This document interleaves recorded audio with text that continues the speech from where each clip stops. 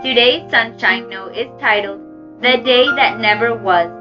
Surely the Lord was fighting for Israel. Joshua 10:14. We hid in the basement of the restaurant and hoped that the tornado would pass. When the tornado siren sounded during our romantic dinner, the restaurant manager had encouraged customers to take their plates and drinks with them as we all filed downstairs. So Greg and I did. The servers came with baskets of bread and pitchers of water, trying to keep the atmosphere light and cheerful, though we were all afraid of what was happening above. There had been the most violent sounding wind and an eerie, frightening silence just before the sirens went off. I had experienced my share of natural disasters.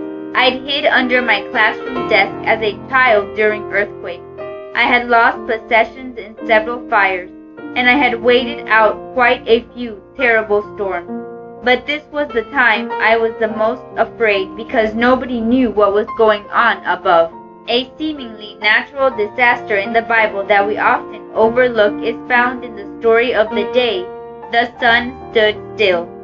The sun gets most of the attention in that story, and how it stood still for an entire day because Joshua asked the Lord for more time to fight the Amorites. But did you know that on that same day the Lord sent a deadly hailstorm too? We read that more of the Amorites were killed by the hurling hailstorm than by the sword of the Israelites. So the Lord performed 2 miracles for the Israelites that day.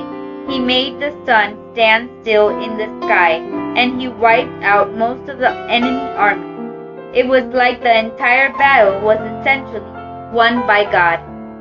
Today it's hard to feel that God can truly fight for us. We don't see him doing such dramatic things as making the sun stand still or using deadly hailstorms to wipe out the people we hate.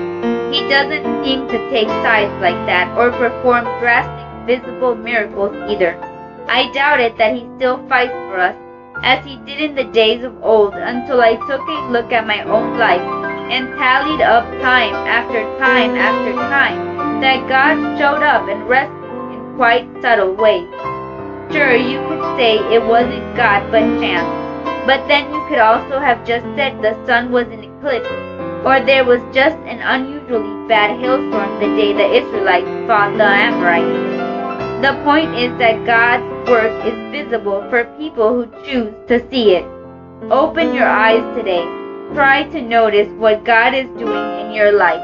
May God bless you today.